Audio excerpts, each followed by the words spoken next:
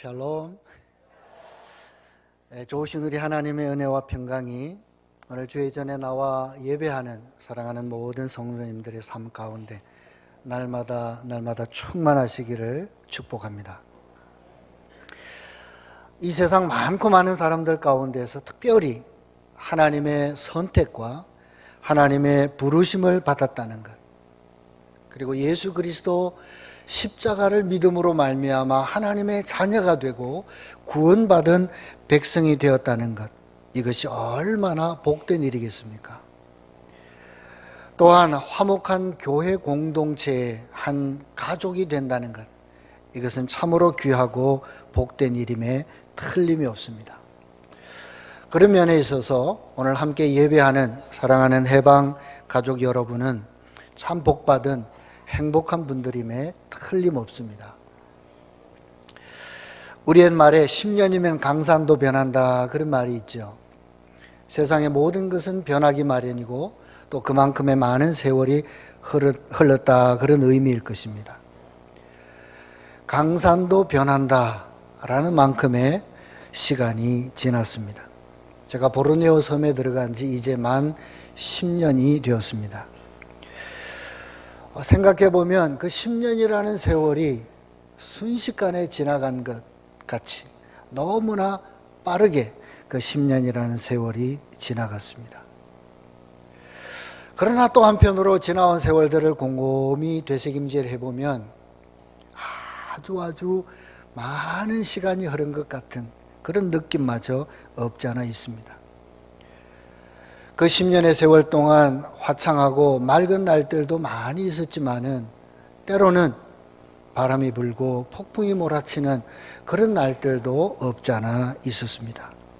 그런데 지금 10년이라는 세월을 돌아볼 때 한 가지 분명하게 확인하는 것이 하나 있습니다. 그것은 바로 모든 것이 하나님의 은혜요, 하나님의 인도하심이라는 사실이고, 또 하나는 늘 한결같은 기도와 사랑으로 함께 해주시는 바로 사랑하는 성도님들, 우리 목사님, 장로님들, 청년들, 바로 여러분들이 계시기 때문이라는 사실입니다. 먼저 여러분의 기도와 사랑에 감사드리고, 지난 한 해 많은 일들이 있었지만 몇 가지 간략한 선교지 소식들을 영상을 통해서 잠깐 보고해드리고 말씀을 계속 이어가도록 하겠습니다.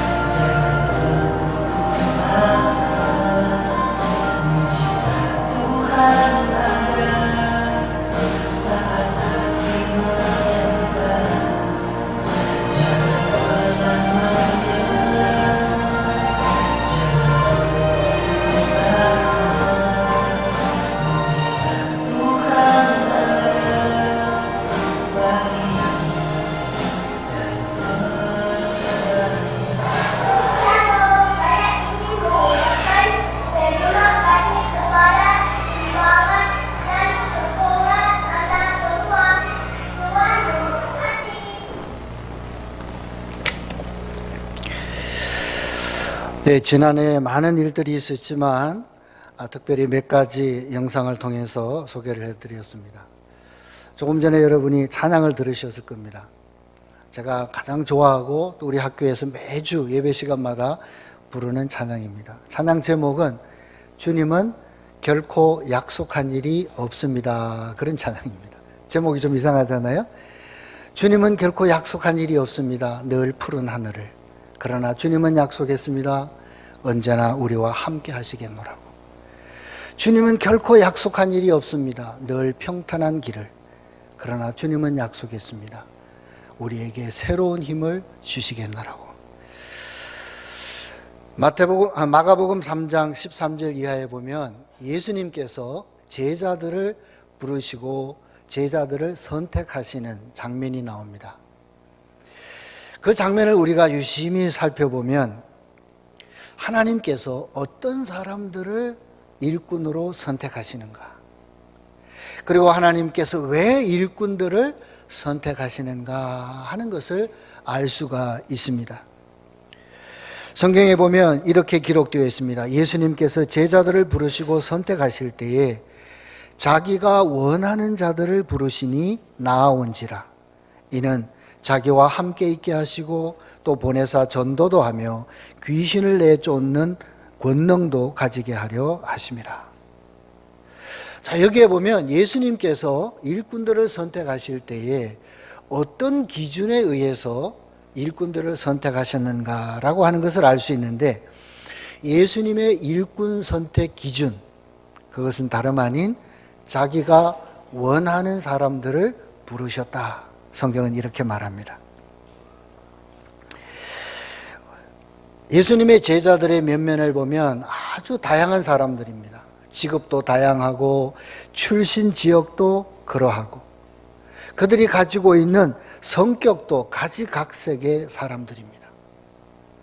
그런데 예수님께서 선택하신 사람들, 예수님의 제자들 가운데는 한 가지 분명한 공통점이 있었습니다. 그것은 바로 예수님께서 원하시는 사람들이었다 하는 것입니다. 물론 그 까닭이 무엇인지 우리가 쉽게 이해하기는 어려울 것입니다. 그러나 중요한 것은 하나님은 자기가 원하는 사람들을 부르셨다라고 하는 것입니다. 오늘 우리는 한자리에 나와 하나님을 예배하고 있습니다. 오늘 하나님을 예배하는 저와 여러분, 우리는 그러면 누구입니까?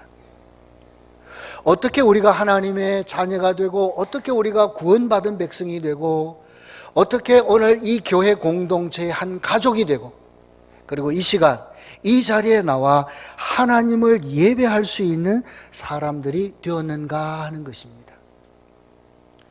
그것은 바로 하나님께서 우리를 선택하셨기 때문입니다.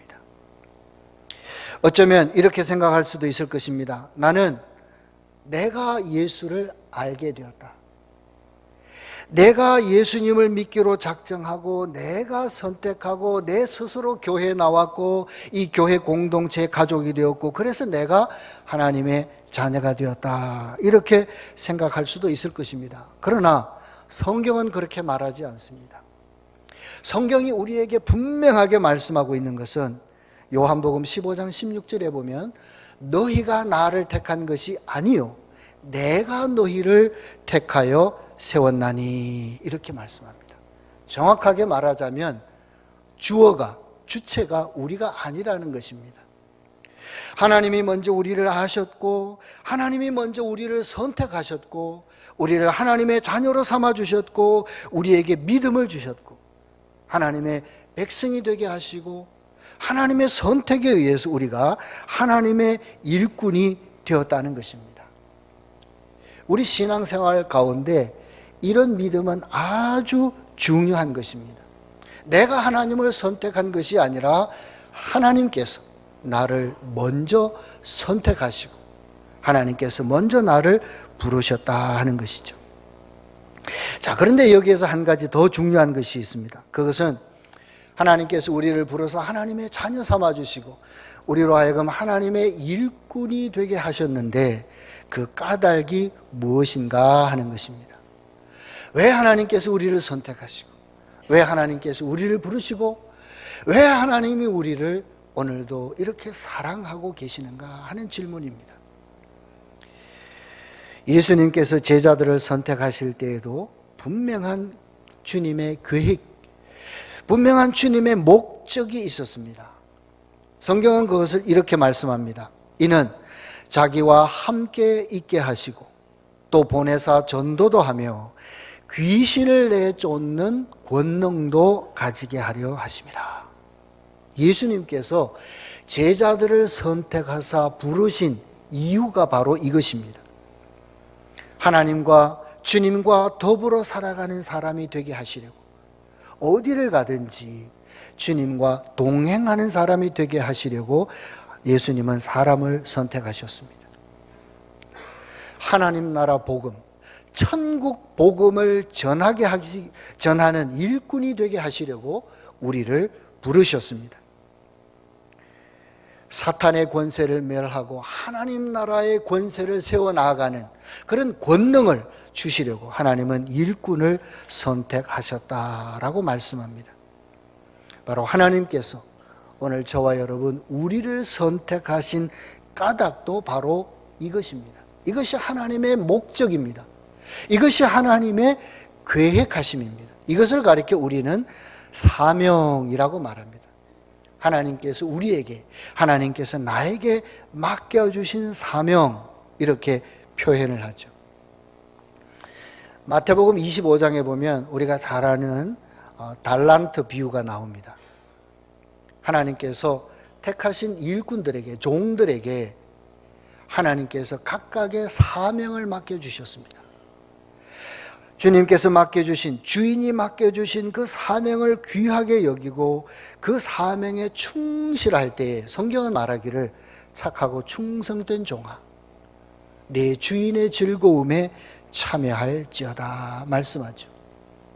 하나님이 우리에게 맡겨주신 사명, 그것을 귀하게 여기고 그 사명에 응답하는 삶을 살아갈 때에 성경은 약속하기를 우리는 하늘의 기쁨, 하나님의 기쁨에 동참하는, 참여하는 사람들이 된다, 이렇게 약속하고 있습니다. 우리는 지금 대림절 기간을 보내고 있습니다. 이 대림절이 어떤 의미를 가진 절기입니까? 이 대림절은 이미 우리 가운데 오신 주님의 성탄을 기억하고 기뻐하는 절기입니다. 하나님께 감사하는 절기입니다. 그리고 또 하나는 다시 오실 예수님을 소망하는, 기다리는 그런 절기이기도 합니다. 예수님께서 이 땅에 오셨습니다. 하늘 보좌를 버리시고 낮고 낮은 우리 땅에, 우리 가운데 오셨습니다. 천한 인간의 몸을 입으시고 이 땅 가운데 주님께서 오셨습니다. 예수님께서 오신 까닭이 무엇입니까? 예수님께서 왜 우리 가운데 친히 찾아오셨는가 하는 질문입니다. 오늘 말씀에도 보면 예수님께서 그렇게 말씀하시죠. 나의 양식은 나를 보내신 이의 뜻을 행하며 그의 일을 온전히 이루는 이것이니라. 하나님의 뜻, 아버지의 뜻을 이루시기 위해 주님께서 이 땅에 오셨습니다. 마가복음 1장 38절에도 보면 예수님께서 이렇게 말씀합니다. 우리가 다른 가까운 마을들로 가자. 거기서도 전도하리니 내가 이를 위하여 왔노라. 예수님께서 이 땅에 오신 까닭은 아버지의 뜻을 이루기 위함이었습니다. 그 아버지의 뜻은 바로 죽어가는 영혼들을 하나님 백성 되게 하시는 것이었습니다. 천국 복음, 하나님 나라의 복음을 전하시기 위해 예수님께서 이 땅에 친히 오셨다고 성경은 말씀하죠. 그리고 우리 예수님께서 공생애를 마감하실 때 마지막으로 제자들에게, 주님을 따르는 많은 사람들에게, 그리고 오늘 저와 여러분 우리에게 주님께서 친히 당부하고 계시는 것이 무엇입니까? 그것은 바로 너희는 가서 모든 족속으로 제자를 삼으라 하는 것입니다.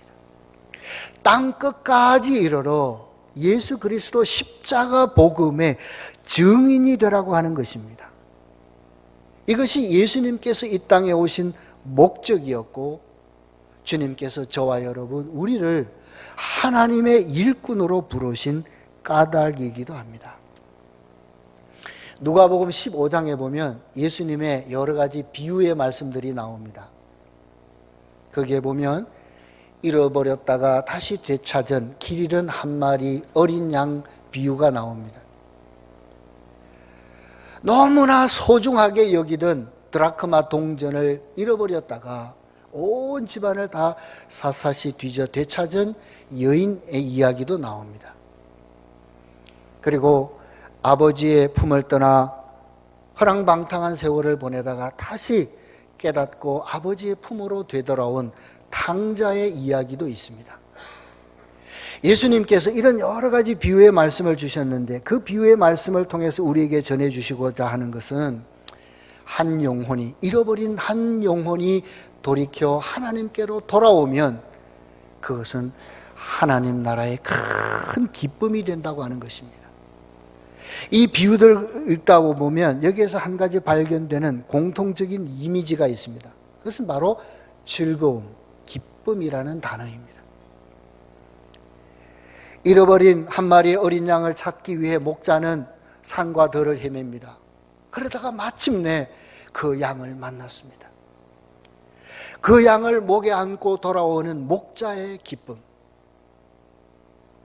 그토록 소중하게 여기던 동전을 잃어버렸던 여인이 온 집안을 다 뒤져서 마침내 그 동전을 되찾았을 때에 감격했던 여인의 기쁨, 집을 나간 아들을 기다리며 이제 오나 저제 오나 그렇게 애타게 기다리던 아버지, 마침내 잃어버렸다가 되찾은 그 아들을 품에 안고 기뻐하고 잔치를 벌이는 아버지의 마음, 아버지의 기쁨, 예수님은 그것을 가리켜 이것이 바로 천국의 기쁨이요, 이것이 바로 하나님의 기쁨이다, 이렇게 우리에게 말씀합니다. 오늘 하나님께서 우리를 선택해 주셨고 우리에게 주신 사명, 하나님 나라 복음, 예수 그리스도 십자가 복음을 전하는 그 사명을 잘 감당할 때 그것은 하늘의 기쁨, 하나님의 기쁨이요, 그 사명에 충실한 삶을 사는 저와 여러분, 우리는 하나님의 기쁨에 참여하는 사람들이 된다라고 하는 약속의 말씀입니다. 하나님의 기쁨이 나의 기쁨이 되고 나의 기쁨이 하나님의 기쁨이 되는 겁니다. 그리고 또 한 가지 우리가 생각해야 될 것이 있습니다. 그것은 하늘의 기쁨, 하나님의 기쁨은 더불어 일하는 기쁨입니다. 하나님 나라 복음을 위해서 함께 애쓰고 함께 수고하는 동력의 기쁨이라는 것입니다. 성경에 보면 예수님의 복음, 하나님의 복음을 전하기 위해서 그토록 애쓰고 수고한 많은 사람들의 이야기가 나오죠. 그들 가운데 가장 많이 애쓰고 수고한 사람이 누구일까 생각해 보면 우리는 아마 사도 바울을 생각하게 될 것입니다. 그가 예수 그리스도 십자가 복음을 만난 이후 그의 전 삶은 오로지 복음을 위한 삶을 살았습니다. 그가 그의 편지, 그의 많은 서신서에서 하나님 나라 복음 전파, 선교를 이야기할 때마다 그가 계속해서 반복해 사용하는 표현이 하나 있습니다. 그 단어는 바로 동력, 혹은 함께 역사하는, 혹은 함께 수고하는, 때로는 함께 참여하는. 사도 바울은 이런 여러 가지 표현들을 통해서 하나님 나라 복음의 사역은 혼자 하는 사역이 아니라 더불어 하는 사역이요, 함께 동력하는 사역이요, 함께 나누는 사역이다, 이런 고백을 하고 있습니다. 빌립보서 1장 3절 이하에 보면 사도 바울은 이런 고백을 합니다. 내가 너희를 생각할 때마다 나의 하나님께 감사하며 간구할 때마다 너희 무리를 위하여 기쁨으로 항상 간구함은 너희가 첫날부터 이제까지 복음을 위한 일에 함께 참여하고 있기 때문이라. 사도 바울이 편지를 쓸 때마다, 복음을 이야기할 때마다 우리는 함께 일하고 있다, 이런 고백을 하고 있습니다. 그리고 때로는 그의 많은 편지들 가운데에서 함께 수고하는, 하나님 나라 복음을 위해서 함께 일하는 동역자들의 이름을 한 사람 한 사람 일일이 기록하고 있는 것을 보게 되기도 합니다. 무슨 말이겠습니까? 하나님의 나라, 예수 그리스도의 복음을 전하는 일은 선택받은 우리가, 한 공동체에서 더불어 하나님을 섬기는 우리가 동력하는 기쁨으로 함께 참여하는, 함께 수고하는 그런 사역이라는 아주 귀한 믿음의 고백입니다. 저는 지금 보르네오 섬에서 사역하고 있습니다. 그 보르네오 섬에는 해방교회 성도님들의 기도와 사랑으로 세워진 선교 학교가 있습니다. 선한 사마리아인의 집입니다. 그 시작은 아주 작은 공부방이었습니다. 작은 공부방이 조금씩 성장해서 초등학교 과정이 되었습니다. 그리고 조금 더 발전해서 유치원 과정이 생겼습니다. 그리고 지난해부터는 중학교 과정까지 확대가 되었습니다. 지금 선한 사마리아인의 집에는 유치원 과정이 2개 과정이 있습니다. 그리고 초등학교 과정이 1학년부터 6학년까지, 그리고 중학 과정이 1학년, 2학년까지 약 300여 명의 아이들이 선교학교 가족으로 함께 생활하고 있습니다. 이제 내년 7월이 되면 중학 과정이 1, 2, 3학년 3개 과정으로 늘어납니다. 그러면 한 330여 명의 가족이 함께 하나님을 알아가는 그런 공동체가 될 것입니다. 그리고 지난 2015년에는 이 선한 사마리아인의 집이 있는 끄닝아우라고 하는 지역인데, 거기에서 1시간 정도 떨어져 있는 땀분안이라는 마을이 있습니다. 그 마을에 이 선교학교에 분교가 생겼습니다. 그곳에는 약 40여 명의 아이들이 함께 공부하고 있습니다. 이 선교학교는 학교입니다. 그러나 동시에 이 선교학교는 교회이고 선교센터이기도 합니다. 한 7시 반쯤 되면 아이들이 학교에 옵니다. 일찍 오는 아이들도 있지만 늦어도 7시 반이면 아이들이 다 학교에 도착합니다. 그러면 가장 먼저 하는 것이 있습니다. 그것은 자그마한 학교 마당에, 운동장에 전교생이 다 모입니다. 그리고 기도로 하루를 시작합니다. 우리를 선택하신 하나님, 오늘도 은혜 주실 하나님을 기억하고 감사하면서 기도하고 하루를 시작합니다. 매 수업 시간마다 기도로 수업을 시작합니다. 매주 전교생이 한자리에 모여서 하나님을 예배하는 채플 시간이 있습니다. 그리고 성경을 정규 교과 과목으로 가르치는 정규 수업이 있습니다. 성경 시험도 치고 성적도 내고 하는 아주 성경 과목이 정식 교과 과목입니다. 비록 이 학교가 보르네오 섬에 말레이시아 영토 내에 있지만, 그러나 한편으로 보면 인도네시아 정부에서, 인도네시아 교육부에서 정식으로 초등학교와 중학교 학력을 인정해주는 그런 시설이 되었습니다. 시작은 아주 작은 공부방이었지만 이렇게 점점 성장해 나아가고 있습니다. 선교학교에 다니는 아이들, 두 학교를 다 합치면 지금 현재 한 340명의 아이들, 이 아이들은 모두가 가난한 이주 노동자 가정의 아이들입니다. 현지 학교에는 갈 수도 없는, 받아주지도 않는 아이들입니다. 그런데 만일에 여러분이 우리 선교학교에 다니는 아이들을 직접 만나게 된다면 아마 깜짝 놀라실 것입니다. 왜냐하면 그들의 얼굴에 있는 그 기쁨과 행복한 표정, 세상 어느 아이들과도 비교할 수 없을 만큼 그들의 얼굴이 행복한 표정이기 때문입니다. 거기에는 이유가 있습니다. 거기에는 아주 중요한 까닭이 있습니다. 선교학교에 다니는 아이들은 이제 압니다. 하나님이 얼마나 좋은 분이라고 하는 것을 우리 아이들은 압니다. 그들의 인생 가운데 예수님께서 어떤 의미를 가지시고 예수님께서 그들의 인생 가운데 어떤 분인지 우리 아이들은 계속해서 배워 나아가고 있습니다. 생각해 보면 이 모든 것이 하나님의 은혜요, 하나님의 인도하심이요, 하나님의 공급하심입니다.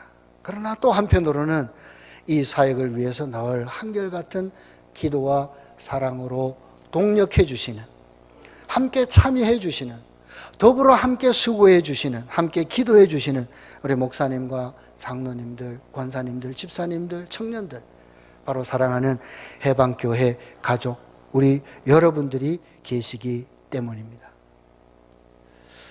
가끔 제가 이런 질문을 받습니다. 가끔 어떤 분들이 저에게 이런 질문을 해요. 선교사님, 여러 해 선교학교 운영을 하고 있는데 어떤 열매들이 있습니까? 얼마나 큰 열매들이 있습니까? 얼마나 많은 열매들이 있습니까? 하는 질문입니다. 그런데 그 질문을 받을 때마다 저는 사실 선뜻 대답하기가 쉽지 않습니다. 이런 열매가 있습니다. 이런 큰 열매가 있습니다. 참 쉽게 말하기는 쉽지가 않습니다. 그런데 저는 한 가지 분명하게 확신하는 것이 있습니다.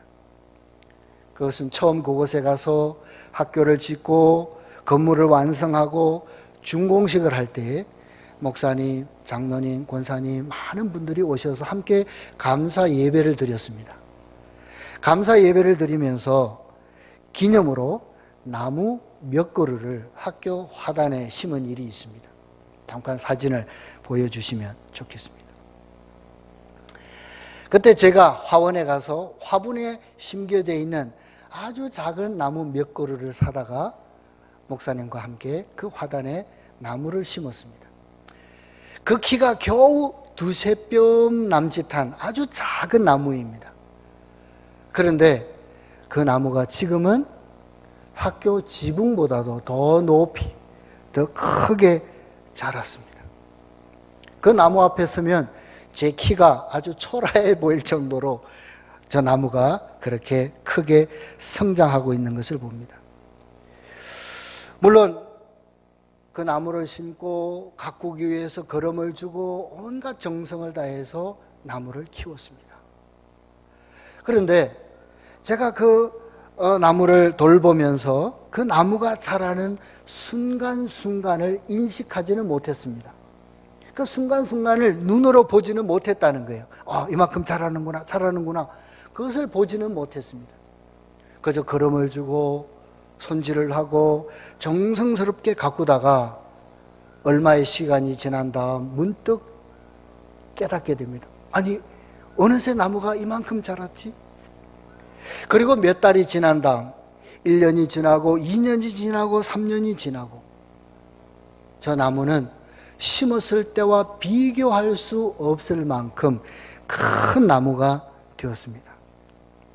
확신하는 것이 바로 이것입니다. 하나님의 나라, 예수 그리스도 복음도 바로 이와 같지 않겠는가 하는 것입니다. 하나님의 나라, 그 천국을 우리가 쉽게 이해하기는 사실 어렵습니다.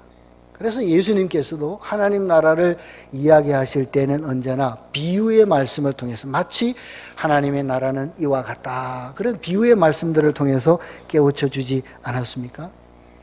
하나님의 나라, 그 시작은 아주 보잘것없는 작은 겨자씨 하나 같지만, 그러나 그것이 싹이 나고 성장하게 되면 나중에는 새들이 와서 깃들일 만큼 크게 자란다는 것, 그것이 예수님께서 우리에게 가르쳐 주신 천국의 하나님 나라의 신비로움입니다.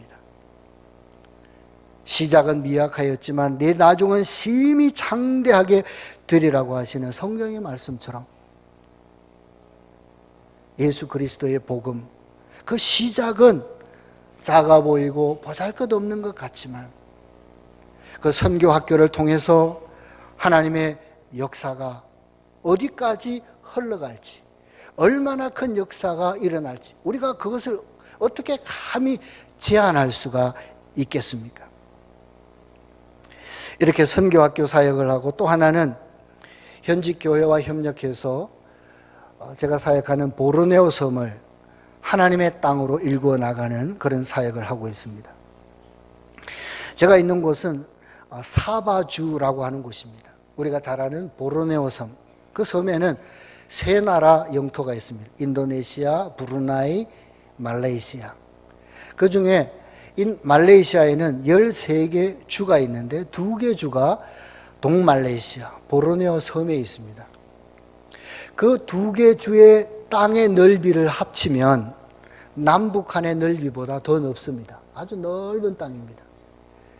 그리고 제가 사역하는 그 사바주는 우리 남한보다 조금 넓이가 적은, 그래도 아주 넓은 땅이라고 할 수가 있겠죠. 그 땅의 그 주의 맨 남쪽은 인도네시아 국경과 마주하고 있습니다. 거기에는 아주 울창한 정글 지역입니다. 밀림 지역입니다. 그래서 남쪽으로는 인도네시아 국경 정글 마을에서부터, 북쪽으로는 보르네오 섬의 맨 북쪽 티보 보르네오라고 하는 해변 마을에 이르기까지 현지 교회와 협력해서 하나님의 땅으로 일구는 그런 사역을 하고 있습니다. 매년 여러 차례 어린이 성경학교를, 여러 마을들을 순회하면서 어린이 성경학교를 하고, 교회학교 교사훈련과 의료 임의용 사역과 또 생활환경 개선 사역 등을 통해서 하나님의 사랑, 예수 그리스도의 십자가가 얼마나 귀하고 우리 인생 가운데 얼마나 복된 일인가라고 하는 그것을 전하는 사역을 하고 있습니다. 그리고 매년 적어도 한 곳 이상의 새로운 선교지를 개척해야 되겠다, 그런 믿음으로, 그런 마음으로, 그런 각오로 이제 복음을 전하면서, 새로운 지역에 복음을 전하면 한 1년, 2년 뒤에는 예배당을 지어서 온 마을 사람들이 모여서 함께 예배하는 마을이 되게 하는 그런 사역을 감당하고 있습니다. 그동안 복음 사역을 전하던 보르네오의 맨 북쪽 시골 마을에 지난해 작년 1월에 예배당 하나를 건축하고 헌당했습니다. 그리고 작년부터, 조금 전에 사진에서도 잠깐 나왔는데, 작년부터 복음을 끊잉아웃 교회와 협력해서 이제 복음을 전하는데, 그 지역에 1년 만에 지금 예배당 공사를 하고 있습니다. 거의 마무리가 됐습니다. 1월 14일이면 헌당 감사 예배를 드리게 될 것입니다. 그리고 올해부터, 올 중반기부터 새롭게 시작한 사역은 키나발루산, 아주 높은 고냉지에 복음을 전하고 그곳에 하나님의 땅을 일구는 사역입니다. 말레이시아는 열대지방입니다. 1년 내내 덥습니다. 한여름입니다. 그런데 보르네오 섬에는 동남아시아에서 가장 높은 산이 있습니다. 키나발루 산이라는 곳입니다. 그 높이가 4,095m입니다. 한라산 2개 폭에 놓은 높이보다 더 높습니다. 한 2,000m 넘어가면 1년 내내 코스모스가 핍니다. 밤으로는 추워서 가끔 벽난로를 피워야 될 만큼 기후변화가 아주 심한 그런 곳이기도 합니다. 고냉지다 보니까 인도네시아에서 넘어온 많은 노동자들이 그곳에 채소 농사를 짓습니다. 그분들에게 복음을 전하고 이제 한 30-40여 명의 사람들이 모여서 예배를 드리기 시작했습니다. 아주 낡은 함석집에 모여서 예배를 드립니다.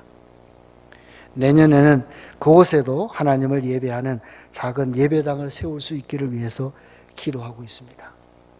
이 모든 것이 하나님의 은혜요. 또한 늘 한결같은 기도와 사랑으로 함께 해주시는 바로 여러분들, 복음 사역을 위해서 함께 동력해 주시고 참여해 주시는 여러분들이 계시기 때문에 이런 사역을 감당할 수가 있다고 확신합니다. 자, 오늘 말씀해 보면 성경은 이렇게 말하죠. 너희가 넉 달이 지나야 추수할 때가 이르겠다 하지 아니하느냐. 내가 너희에게 이르노니 눈을 들어 밭을 보라. 희어져 추수하게 되었도다. 우리는 자주 이런 생각을 합니다. 가끔은 이런 핑계를 대기도 합니다. 주님, 알겠습니다. 하겠습니다. 주님을 위해 일하겠습니다. 그런데 주님, 아직은 때가 아닌 것 같습니다. 때가 되면 하겠습니다. 때가 되면 열심을 내겠습니다. 그렇게 생각하고 그렇게 주저할 때가 없지 않아 있습니다. 그러나 성경은, 오늘 하나님은 성경을 통해서 분명하게 말씀합니다. 눈을 들어 밭을 보라. 눈을 들어 밭을 보라. 지금이 바로 일할 때이다 라고 말씀합니다.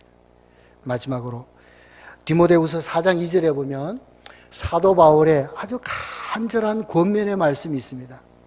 그것은 바로 너는 말씀을 전파하라. 때를 어떤지 못 어떤지 항상 힘쓰라. 때를 어떤지 못 어떤지 무슨 말일까요? 때가 있든지 때가 없든지 그 말이겠죠. 말레이어 성경에서는 이 부분을 이렇게 번역했습니다. 바익 아따오 띠닥 바익 왁두냐. 이 말을 한국말로 직역하면 이렇습니다. 때가 좋든지 때가 좋지 않든지 하나님께서 우리에게 맡겨주신 그 사명을 감당하기 위해서는 때가 좋든지 때가 좋지 않든지 때가 있든지 없든지 하나님 하겠습니다. 지금 하겠습니다. 주님의 부르심에 응답하고 주신 바 사명을 잘 감당함으로 착하고 충성된 종아 네 주인의 하나님의 즐거움에 참여할지어다 칭찬받고 상급받는 우리 모두가 되시기를 주님의 이름으로 축복합니다. 기도하겠습니다. 하나님 감사합니다. 우리를 부르사 우리를 선택하사 하나님의 자녀 하나님의 일꾼으로 삼아주시고 우리에게 사명을 주시니 감사합니다.